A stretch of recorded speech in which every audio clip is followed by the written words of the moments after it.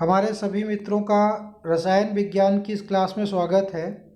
आज का वीडियो जितने भी कम्पिटेटिव एग्ज़ाम हैं सबके लिए बहुत उपयोगी है और ख़ास करके टीजीटी पीजीटी पर ये विशेष रूप से आधारित है और इसमें हमने फर्स्ट ईयर इंटर के पूरे सिलेबस को कवर किया है। तो ये नीट है और जो भी छोटे छोटे एग्ज़ाम हैं उनके लिए बहुत उपयोगी है। आइए स्टार्ट करते हैं। तो यहाँ पे जो हमारा सबसे पहला क्वेश्चन दिया गया है, फिटकरी रक्त स्राव को रोकती है, इसका कारण स्कंदन है। मतलब जब हम कट जाते हैं तो बहते हुए रक्त को रोकने के लिए फिटकरी का उपयोग किया जाता है और उसका रीज़न इन्होंने स्कंदन दिया है, उसका कारण स्कंदन बताया है। तो सभी बच्चे जानते हैं कि फिटकरी का सूत्र क्या होता है, K2SO4 Al2SO4 का होल थ्राइस डॉट 24H2O। इनके कहने का मतलब है कि फिटकरी में पोटेशियम और एल्युमिनियम के धनावेशित कण होते हैं, जबकि हमारे रक्त में ऋणावेशित कण होते हैं। और जब धनावेशित कणों पर ऋणावेशित कण जम जाते हैं तो ये उदासीन हो जाता है और इसी प्रक्रिया को हम स्कंदन कह देते हैं और स्कंदन में रक्त जम जाता है। तो ये हो गया स्कंदन। रक्त स्राव को फिटकरी रोक देती है। ये रोकती कैसे है? जब धनावेशित कणों पर ऋणावेशित कण जुड़ जाते हैं। रक्त में ऋणावेशित कण हैं और फिटकरी में धनावेशित कण हैं। जब ऋणावेशित कणों पर धनावेशित कण जम जाएंगे तो उदासीन हो जाएगा और रक्त का स्कंदन हो जाएगा, रक्त जम जाता है। इसके बाद में हम दूसरे क्वेश्चन पे आते हैं। ऊर्ध्वपातन विधि ठोस पदार्थों के शोधन में प्रयुक्त होती है। तो ये भी एक क्वेश्चन है, इसको ऐसे भी पूछा जा सकता है, किन पदार्थों के शोधन में ऊर्ध्वपातन विधि प्रयुक्त होती है? तो आंसर में रहेगा ठोस पदार्थ। अब ये ऊर्ध्वपातन होता क्या है? जब कोई पदार्थ, ऊर्ध्वपातन की परिभाषा बता रहे हैं, जब कोई पदार्थ गर्म करने पर सीधे ठोस अवस्था से गैस अवस्था में चला जाता है तो इसे ऊर्ध्वपातन कहते हैं। और इसका मुख्य रूप से जो उदाहरण है वो कपूर है, जिसे कैम्फर कहते हैं। इसके बाद अगले क्वेश्चन पे आते हैं। हमारा अगला क्वेश्चन है, आसुत जल सबसे शुद्धतम जल का रूप है। आसुत जल जो होता है जल का सबसे शुद्ध रूप माना जाता है। अब ये आपका जो आसुत जल है, डिस्टिल वाटर है, ये जल का सबसे शुद्ध रूप है। अच्छा, अगर क्वेश्चन में ये पूछ ले कि जल का सबसे शुद्ध रूप क्या है, तो 4-5 दिए होंगे, नदियों का जल, समुद्र का जल, पीने का स्वच्छ जल और आसुत जल। तो आप आसुत जल करेंगे। लेकिन जब विकल्प में वर्षा का जल दिया हो, जब विकल्प में वर्षा का जल दिया हो तो वहाँ पर आसुत जल को हम टिक नहीं करेंगे, फिर वर्षा का जल, क्योंकि वर्षा का जल आसुत जल से भी शुद्ध माना जाता है। फिर उसके बाद इन्होंने ये लिखा है कि जबकि वायु, गैसोलीन और एलपीजी एक मिश्रण है। वायु एक मिश्रण है। आप लोगों ने पढ़ा कि वायु में बहुत सारी गैसें होती हैं, nitrogen, hydrogen, carbon monoxide, carbon dioxide, ये सारी गैसें वायु में है। तो वायु क्या है? मिश्रण है। ऐसे ही गैसोलीन क्या है? एक मिश्रण है। गैसोलीन पेट्रोल है और इसमें बहुत सारे हाइड्रोकार्बन मिले होते हैं, तो ये भी एक मिश्रण हो गया। उसके बाद में एलपीजी एक मिश्रण है। एलपीजी में होता क्या है? प्रोपेन और ब्यूटेन। एलपीजी किन गैसों का मिश्रण होती है? तो ये मुख्य रूप से प्रोपेन और ये ब्यूटेन का मिश्रण होती है। तो अगर आपसे एग्जाम में पूछा जाए कि एलपीजी किन गैसों का मिश्रण है, तो प्रोपेन और आइसोब्यूटेन का मिश्रण है। ब्यूटेन में आइसोब्यूटेन यूज होता है। इसके बाद अगले क्वेश्चन पे आते हैं। अगला क्वेश्चन है, एल्कोहल जल मिश्रण से जल को आसवन द्वारा अलग किया जाता है। इनके कहने का मतलब है कि जल और एल्कोहल का मिश्रण है, वहाँ से हमको जल को निकालना है, तो हम किसी विधि से निकालेंगे? आसवन विधि से निकालें। इसके बाद अगले क्वेश्चन पे आते हैं। सर्वप्रथम नीदरलैंड में 1893 ईस्वी में ओजोन का प्रयोग जल के उपचार के रूप में किया गया। तो ओजोन का प्रयोग सर्वप्रथम कब किया गया? तो ये हमारा सन दे रखा है 1893 ईस्वी में। कहाँ किया गया? तो भैया नीदरलैंड में किया गया। ठीक है। अब ये ओजोन आप लोग जानते हैं, ओजोन का सूत्र क्या होता है? O3 होता है। ओजोन पाई कहाँ जाती है? पृथ्वी की सतह से 20 से 25 किलोमीटर, पृथ्वी की सतह न कहकर आप समुद्र तल से कह लें कि समुद्र तल से 20 से 25 किलोमीटर की ऊंचाई पर लगभग 5 किलोमीटर मोटी एक ओजोन की परत है जो मनुष्य के लिए जीवन रक्षा का कार्य करती है। अब ये जो प्रातःकाल सूर्य से अल्ट्रावायलेट किरणें आती हैं, इनसे हमारे जीवन की रक्षा करती है और इनकी वजह से मनुष्य भयंकर बीमारियों से बच जाता है। अब ये जो सूर्य से अल्ट्रावायलेट किरणें आती हैं, जिनको हम पराबैंगनी किरणें कहते हैं, ये ओजोन परत क्या करती है? इनका 90% भाग, बल्कि 99% भाग अवशोषित कर लेती है, केवल 1% भाग पृथ्वी तक आता है। तो ये हमारे लिए एक तरीके से ओजोन जीवन रक्षा का कार्य करती है। अगले क्वेश्चन पर आते हैं। ओजोन का प्रयोग कहाँ किया जाता है? तो ओजोन का प्रयोग जल के उपचार में विसंक्रमण और ऑक्सीकरण के रूप में किया जाता है। इसके बाद अगले क्वेश्चन पे आते हैं कि गहरे समुद्र में गोताखोरी के समय गोताखोर ऑक्सीजन और नाइट्रोजन के मिश्रण का उपयोग करते हैं। तो इस समय जो होता है वो ऑक्सीजन की जगह पे नाइट्रोजन नहीं, हीलियम का यूज किया जाता है। ऑक्सीजन और हीलियम, पहले नाइट्रोजन होता होगा, लेकिन इस समय जो प्रयोग किया जाता है ऑक्सीजन और हीलियम के मिश्रण का प्रयोग किया जाता है। तो अब यह ध्यान रखेंगे, ये पुराना क्वेश्चन है, काफ़ी पुराना है। इस समय जो समुद्र में गोताखोर जाते हैं वो ऑक्सीजन और हीलियम का मिश्रण ले जाते हैं। हीलियम जो है ये एक अणु गैस है और ऑक्सीजन, हीलियम एक परमाणु गैस है, जबकि ऑक्सीजन द्विपरमाणु गैस है। और हीलियम जो है ये अक्रिय गैसों के अंतर्गत आती है। इसके बाद अगले क्वेश्चन पे आते हैं। मैग्नीशियम को डाव विधि के द्वारा समुद्र का एक लवण होता है MgCl2.6H2O। इनके कहने का मतलब है मैग्नीशियम को हम कहाँ से प्राप्त करते हैं? तो समुद्र में एक लवण पाया जाता है MgCl2.6H2O, वहाँ से हम मैग्नीशियम को बाहर निकाल लेते हैं। इसके बाद अगला क्वेश्चन जो हमारा है, समुद्र के जल का शोधन करने के लिए सामान्य रूप से आसवन विधि प्रयोग में लाई जाती है। अगर आपसे क्वेश्चन पूछा जाता है समुद्र के जल का शोधन किस विधि से करते हैं, तो समुद्र के जल का शोधन आसवन विधि से करते हैं।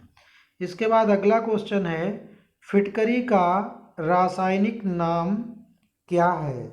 तो फिटकरी का रासायनिक नाम पोटेशियम एल्यूमिनियम सल्फेट है और इसको हमने पहले क्वेश्चन में भी जिक्र किया था, K2SO4 Al2SO4 का होल थ्राइस डॉट 24H2O। यहाँ पे A कैपिटल रहेगा। तो पोटेशियम सल्फेट, एल्यूमिनियम सल्फेट और जल का ये मिश्रण है। इसके बाद अगले क्वेश्चन पे आते हैं। अगला क्वेश्चन क्या है, रासायनिक दृष्टि से चूने के पानी को कैल्शियम हाइड्रोक्साइड कहते हैं। अब यहाँ पे आता है कली चूना और बुझा चूना। तो जो कैल्शियम ऑक्साइड होता है इसको हम कली चूना कहते हैं और ये जो हमारा कैल्शियम हाइड्रोक्साइड है इसको हम बुझा चूना कहते हैं। इसके बाद हमारा जो अगला क्वेश्चन है, वनस्पति तेलों को हाइड्रोजन गैस के साथ निकिल की उपस्थिति में संतृप्त वसाओं में परिवर्तित किया जाता है। यहाँ पे क्वेश्चन बनता है वनस्पति तेल के हाइड्रोजनीकरण से बनता क्या है? तो वनस्पति तेल का जब हम हाइड्रोजनीकरण करेंगे तो वनस्पति घी बनता है। और इसमें उत्प्रेरक कौन सा प्रयुक्त होता है, ये भी बहुत अच्छा क्वेश्चन है। वनस्पति तेलों से वनस्पति घी बनाने में उत्प्रेरक कौन सा प्रयुक्त किया जाता है, तो यहाँ पर एक क्वेश्चन हो जाएगा निकेल उत्प्रेरक। और संतृप्त वसा ये आपका घी हो जाएगा। इसके बाद अगले क्वेश्चन पे आते हैं। अगला क्वेश्चन क्या है, रासायनिक दृष्टि से ब्लीचिंग पाउडर का सूत्र CaOCl2 होता है। तो आपसे यही क्वेश्चन पूछेंगे कि ब्लीचिंग पाउडर का सूत्र बताइए, तो सूत्र हो जाएगा CaOCl2। कहीं कहीं पर ये CaOCl और इसका होल Cl लिख देते हैं। ऐसा क्यों करते हैं, Cl की गुणा हो जाएगी, Cl2 हो जाएगा। तो चाहे हम CaOCl का होल Cl कह लें या CaOCl2 कह लें। और इसका रासायनिक नाम क्या होता है, कैल्शियम हाइपोक्लोराइड। ये काहे का सूत्र है, ब्लीचिंग पाउडर। ब्लीचिंग पाउडर का रासायनिक नाम कैल्शियम हाइपोक्लोराइड और इसका सूत्र CaOCl2। ये हो गया ब्लीचिंग पाउडर। अब अगले क्वेश्चन पे आते हैं, ब्लीचिंग पाउडर का उपयोग कहाँ कहाँ पे होता है। तो ब्लीचिंग पाउडर के वैसे तो कीटाणुनाशक के रूप में भी होता है, लेकिन इसका प्रयोग इन्होंने जो बताया है, एक तो क्लोरोफार्म के निर्माण में और दूसरा क्लोरीन गैस बनाने में। ब्लीचिंग पाउडर के जो सबसे महत्वपूर्ण उपयोग हैं, एक क्लोरोफार्म बनाने में और दूसरा क्लोरीन गैस बनाने में। इसके बाद अगले क्वेश्चन पे आते हैं। अगला क्वेश्चन है हमारा, क्षारीय मिट्टी में जिप्सम का प्रयोग करके फसल उगाने के लिए उपयुक्त बनाया जाता है। अक्सर हम देखते हैं कि ज़मीन ऊसर हो जाती है, और ज़मीन ऊसर किस कारण से होती है, अधिकांशतः अम्लता के कारण होती है। तो अब कभी कभी अम्लता के कारण, कभी कभी क्षारकता के कारण। तो जो ज़मीन क्षारकता के कारण हो जाती है उसमें क्या मिला देते हैं, जिप्सम मिला देते हैं, जिससे वो ज़मीन उपजाऊ हो जाती है और उसे फसल उगाने के लिए उपयुक्त बनाया जाता है। इसके बाद हम अगले क्वेश्चन पे आते हैं, ईंधन की गुणवत्ता की माप किससे करते हैं। तो ईंधन की गुणवत्ता की माप ऑक्टेन संख्या के द्वारा की जाती है। ऑक्टेन संख्या, इससे ईंधन की क्वालिटी पता चलती है कि इसमें हाइड्रोकार्बन कितने हैं, इसकी क्वालिटी कैसी है, इन सभी चीज़ों का मान पता चलता है। इसके बाद अगला क्वेश्चन जो हमारा है ग्लूकोज से रिलेटेड है, और यहाँ पर ग्लूकोज का सूत्र भी दिया गया है निचले वाले क्वेश्चन में। ग्लूकोज का सूत्र क्या होता है, C6H12O6। तो सबसे पहले तो यही पूछ लिया जाता है ग्लूकोज का फार्मूला क्या है, तो हम क्या बताएंगे, C6H12O6। अब इसमें क्रियात्मक समूह कौन सा होता है, तो ये एक एल्डिहाइड समूह का एक कंपाउंड है जिसमें ग्लूकोज लिया जाता है। अब यहाँ पर हम ये देखते हैं कि ग्लूकोज क्या है, एक तरीके की शर्करा है। तो ये कौन सी शर्करा है, हेक्सोज शर्करा है। और ग्लूकोज को डेक्सट्रोज या ग्रोप शुगर भी कहते हैं। यहाँ पे कई सारे नाम हो गए। ग्लूकोज जो है एक हेक्सोज शर्करा है, और यहाँ पर हम डेक्सट्रोज या ग्रेप शुगर भी कहते हैं। तो ये एक हो गया इसका सिस्टम ग्लूकोज का। अब इसके बाद जो हमारा अगला क्वेश्चन आता है वो क्या है कि शुष्क बर्फ़ क्या है। क्वेश्चन पूछ लिया जाता है शुष्क बर्फ़ क्या है, तो ये जो ठोस कार्बन डाइऑक्साइड होती है, ठोस कार्बन डाइऑक्साइड को हम शुष्क बर्फ़ कह देते हैं। ये बहुत अच्छा क्वेश्चन है कि शुष्क बर्फ़ क्या है। तो ठोस कार्बन डाइऑक्साइड, जो हमारा ठोस कार्बन डाइऑक्साइड होता है, इसको हम क्या कह देते हैं, शुष्क बर्फ़ कह देते हैं। अब इसी में एक क्वेश्चन पूछ लिया जाता है, यह गैस अग्निशमन में प्रयुक्त होती है। तो क्वेश्चन हमारा ये बनता है कि आग बुझाने के लिए कौन कौन सी गैसें प्रयुक्त होती हैं। तो कार्बन डाइऑक्साइड है, क्लोरीन है, इन गैसों का उपयोग किसमें किया जाता है, अग्निशमन के रूप में। एक तो कार्बन डाइऑक्साइड और हमने दूसरी गैस कौन सी बताई थी, क्लोरीन। इन गैसों का उपयोग अग्नि को बुझाने में किया जाता है। इसके बाद अगला क्वेश्चन है हमारा, जिस जल में साबुन घुलने पर झाग देता है उसे मृदुजल कहते हैं। इसका मतलब ये मृदुजल की परिभाषा पूछ रहे हैं। वह जल जो साबुन के साथ आसानी से झाग देता है उसे मृदुजल कहते हैं, और जो आसानी से झाग नहीं देता है उसे हम कठोर जल कहते हैं। तो ये मृदुजल और कठोर जल की परिभाषाएं दी गई हैं। इसके बाद जो हमारा अगला क्वेश्चन है, आग बुझाने के लिए कार्बन डाइऑक्साइड गैस प्रयोग की जाती है। वही जो भी बता रहे थे, कौन सी गैस है? Carbon dioxide. यानी पूरी गैस ये हमारी कौन सी हो गई? कार्बन डाइऑक्साइड गैस किस में प्रयुक्त की जाती है? आग बुझाने में। और यह जलने में सहायक नहीं होती है, इसीलिए आग आसानी से बुझ जाती है। अब अगला क्वेश्चन जो है कि स्वर्ण एक्वा रेजिया में घुल जाता है। स्वर्ण किस चीज़ में घुल जाता है? एक्वा रेजिया में घुल जाता है। और भैया एक्वा रेजिया है क्या? एक्वा रेजिया नाइट्रिक अम्ल और हाइड्रोक्लोरिक अम्ल का 1:3 का मिश्रण है।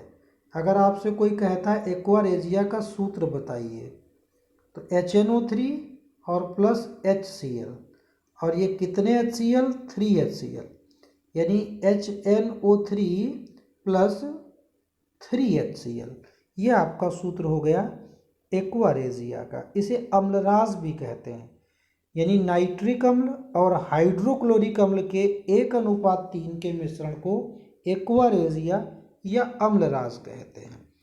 इसके बाद अगले क्वेश्चन पे आते हैं। अगला क्वेश्चन हमारा क्या है कि ये जो चांदी है, तांबा, एल्युमिनियम, इस्पात और सोना, ये ऐसी धातुएं हैं जो प्रकृति में हमेशा मुक्त अवस्था में पाई जाती हैं। ये मुक्त अवस्था में मिलेंगी।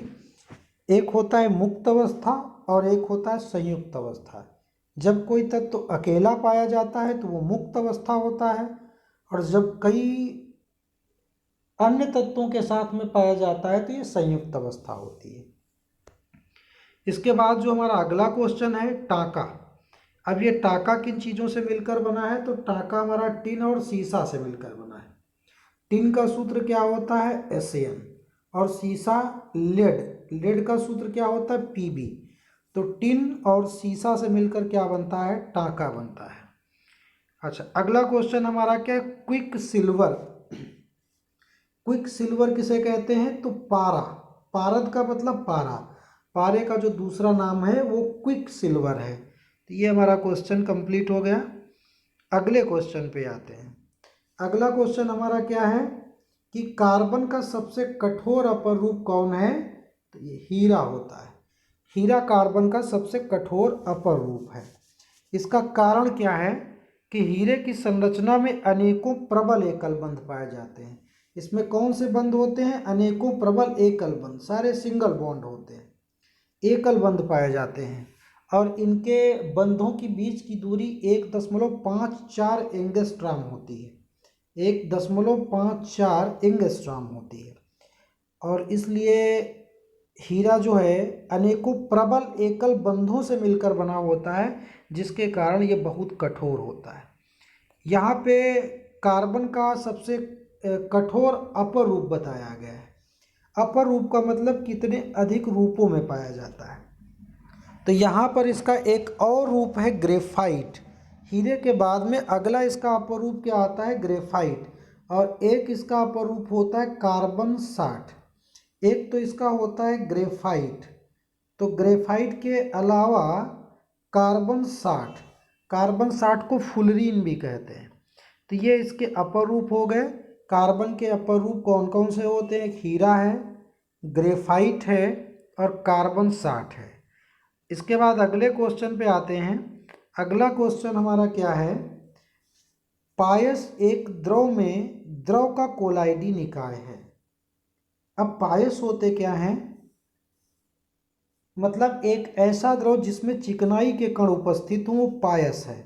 और पायस का सबसे अच्छा एग्जाम्पल दूध होता है, क्योंकि दूध में मलाई के कण होते हैं। तो मलाई क्या एक तरीके से चिकनाई है। तो द्रव का द्रव में कोलाइडी निकाय क्या कहलाता है? पायस। और पायस का सबसे अच्छा एग्जाम्पल दूध होता है। तो ये हमारे डिस्क्रिप्टिव क्वेश्चन थे जिनको हमने विस्तार से पढ़ा। अब कल हमने क्वेश्चन नंबर 16 तक ऑब्जेक्टिव क्वेश्चन किए थे, उसी से आगे की सीरीज पढ़ा रहे हैं। अब आइए यहाँ से देखते हैं क्वेश्चन नंबर 17। क्वेश्चन नंबर 17 भी हमने पढ़ाया था। कांसा निम्नलिखित में से किसकी मिश्र धातु है? बहुत अच्छा क्वेश्चन है। अभी हमने बताया था कि ये किसकी मिश्र धातु है, कांसा। कांसे को हमने पिछले वाले वीडियो में कवर किया था। अभी तो हम टांके को बता रहे थे। तो कांसे के लिए इसका विकल्प सी सही हो जाएगा। तांबा और टिन का मिश्रण है, यानी कांसा किन चीज़ों का मिश्रण है? एक तो तांबा, और तांबे का सूत्र क्या होता है? Cu, और टिन का सूत्र होता है Sn। तो ये कापर और टिन का मिश्रण है। अगले क्वेश्चन पे आते हैं। अगला क्वेश्चन हमारा क्या है? लोहे का सबसे शुद्ध रूप कौन होता है? तो लोहे का सबसे शुद्ध रूप कौन होता है? पिटवा लोहा होता है। तो इसका डी ऑप्शन सही होगा। ये भी हमने पिछली वीडियो में बताया था कि लोहे का सबसे शुद्ध रूप क्या होता है? पिटवा लोहा। इसके बाद अगले क्वेश्चन पे आते हैं। निम्नलिखित में से किसको भूरा कोयला कहते हैं? यहाँ पर 4 ऑप्शन दिए गए हैं, एंथ्रासाइट, बिटुमिनस, कोक और लिग्नाइट। तो इसमें भूरा कोयला किसे कहते हैं? तो ये जो भूरा कोयला है ये लिग्नाइट को कहा जाता है, इसलिए हमारा विकल्प डी सही है। लिग्नाइट को हम क्या कहते हैं? भूरा कोयला कहते हैं। इसके बाद हम अगले क्वेश्चन पर आते हैं। निम्नलिखित में से लौह अयस्क कौन सा है? Bauxite, magnetite, lignite, nitrite. तो यहाँ पे जो ऑप्शन दिए गए हैं इसमें जो लोहे का अयस्क है ये मैग्नेटाइट है। इसका मतलब हमारा बी ऑप्शन सही है, मैग्नेटाइट। लोहे के और भी अयस्क होते हैं, एक हेमेटाइट होता है, एक मैग्नेटाइट होता है। और हेमेटाइट का जो सूत्र है वो होता है हेमेटाइट, और हेमेटाइट का जो सूत्र होता है वो होता है Fe2O3। Fe2O3 ये फार्मूला है हेमेटाइट का। ये भी एक लोहे का अयस्क है। और ये जो अभी हमने मैग्नेटाइट बताया इसका सूत्र है Fe3O4। बस थोड़ा सा अंतर है। ये जो फार्मूला है ये हमारा फार्मूला मैग्नेटाइट का है। तो मैग्नेटाइट का फार्मूला Fe3O4 है और हेमेटाइट का सूत्र Fe2O3। ये दोनों लोहे के प्रमुख अयस्क हैं। इसके बाद अगले क्वेश्चन पर आते हैं। वह कौन सी धातु है जिसका प्रयोग चुंबक के रूप में किया जाता है? वो कौन सी धातु है जिसका प्रयोग चुंबक के रूप में नहीं किया जाता है? थोड़ा सावधानी से पढ़ेंगे, इसमें नहीं शब्द जुड़ा हुआ है। क्वेश्चन नंबर 21 में नहीं शब्द जुड़ा हुआ है। तो भाई जो लोहा है, निकिल है, कोबाल्ट है, इनके सबके यूज़ किए जा सकते हैं और तांबे का उपयोग नहीं किया जा सकता है, इसलिए आपका ऑप्शन बी सही है। अगले क्वेश्चन पे आते हैं। स्टेनलेस स्टील किसकी मिश्र धातु है? स्टेनलेस स्टील जो है ये किसकी मिश्र धातु है? तो इसमें 4 ऑप्शन दिए गए हैं, क्रोमियम और carbon, chromium carbon iron, chromium और आयरन, कार्बन और आयरन। तो इसका सी विकल्प सही हो जाएगा। जो स्टेनलेस स्टील है वो क्रोमियम और आयरन की बनती है, इसलिए इसका ऑप्शन सी सही है। इसके बाद अगले क्वेश्चन पे आते हैं। सीमेंट की खोज किसने की थी? वैसे तो जोसेफ का नाम आता है, सीमेंट की खोज किसने की थी, लेकिन यहाँ पे हाँ जोसेफ दिया गया है। देखिए इसका जो ऑप्शन सी है वो जोसेफ है, जोसेफ स्पीडन। सीमेंट की खोज किसने की थी? तो जोसेफ। हमने एक फार्मूला भी बताया था, आप सीमेंट को जब जमाइए जिस आकार में आप जो शेप देना चाहेंगे वो उसी शेप में ढल जाती है, इसीलिए सीमेंट की खोज किसने की थी? जोसेफ। तो इसका सी विकल्प सही हो जाएगा। अगले क्वेश्चन पे आते हैं। फ्लाई ऐश यानी जो राख उड़ती है सीमेंट की, फ्लाई ऐश वातावरणीय प्रदूषक है। अब ये कहाँ से मिलती है? जो फ्लाई ऐश है ये कहाँ से मिलती है? जितने भी थर्मल पावर हैं, अब हम ये नहीं कह सकते हैं कि ये सीमेंट का, जितने भी थर्मल पावर हैं वहाँ से जो काला धुआं निकलता है ये सब क्या है? यही फ्लाई ऐश है, तो इसका विकल्प सी सही हो जाएगा। अगले क्वेश्चन पे आते हैं। तो हमारा अगला जो क्वेश्चन है, किसी बिजली की इस्त्री को गर्म करने के लिए किस धातु का प्रयोग किया जाता है?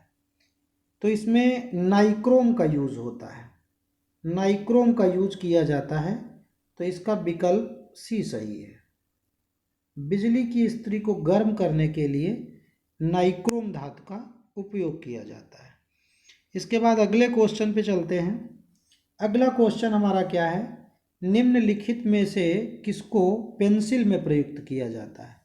तो पेंसिल में आप सभी जानते हैं ग्रेफाइट का यूज़ किया जाता है, तो इसका ऑप्शन हमारा बी सही हो जाएगा। पेंसिल में किसका यूज होता है? ग्रेफाइट का यूज हो जाता है, तो बी ऑप्शन सही हो जाएगा। अगला क्वेश्चन क्या है, अग्निशमन वस्त्र किससे बनाए जाते हैं? तो ये जो अग्निशमन वस्त्र हैं ये एस्बेस्टस के बनाए जाते हैं, तो इसका बी ऑप्शन सही हो जाएगा कि अग्निशमन वस्त्र एस्बेस्टस के बनाए जाते हैं। अगला क्वेश्चन, अभी देखिए समझा रहे थे दूध क्या है, तो दूध एक पायस है। हमने क्या बताया था, पायस का सबसे अच्छा एग्जाम्पल दूध है, तो दूध क्या है? पायस, इसलिए इसका विकल्प ए सही हो जाएगा। अब अगले क्वेश्चन पे आते हैं। गहरे समुद्र में गोताखोरी के समय ऑक्सीजन और कौन सी गैस का मिश्रण का उपयोग करते हैं?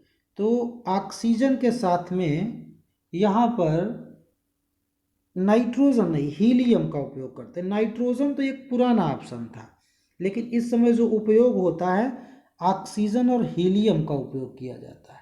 नाइट्रोजन का उपयोग पहले करते थे, अब इसके साथ में हीलियम का उपयोग किया जाता है। अगला क्वेश्चन क्या है,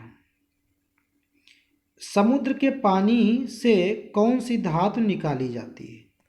समुद्र के पानी से कौन सी धातु निकाली जाती है? तो हमने बताया था, एक फार्मूला भी पढ़ा था, Mg(Cl2.6H2O), तो उसका जो मेन घटक था Mg, और Mg का मतलब मैग्नीशियम, तो इसका बी ऑप्शन सही हो जाएगा। समुद्र के जल से मैग्नीशियम धातु बाहर निकाली जाती है, यहाँ पर धातु के बारे में पूछ रहा था। अगला क्वेश्चन क्या है, समुद्र के जल का शोधन करने के लिए कौन सी विधि यूज की जाती है? समुद्र के जल का शोधन करने के लिए सामान्य रूप से आसवन विधि प्रयुक्त की जाती है, तो इसका बी ऑप्शन सही हो जाएगा, आसवन। अगले क्वेश्चन पे आते हैं। जल के उपचार में फिटकरी का प्रयोग किस प्रक्रिया में मदद के लिए किया जाता है? जल के उपचार में फिटकरी का प्रयोग, तो ये जो फिटकरी का प्रयोग होता है ये स्कंदन में किया जाता है।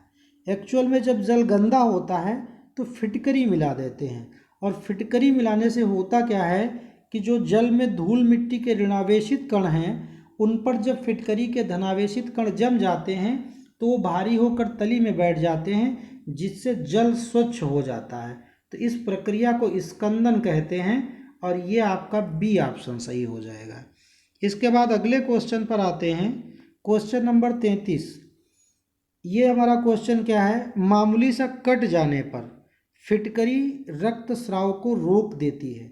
अभी इससे पहले भी हमने बताया था स्कंदन, क्योंकि स्कंदन में होता क्या है, ऋणावेशित कण होते हैं।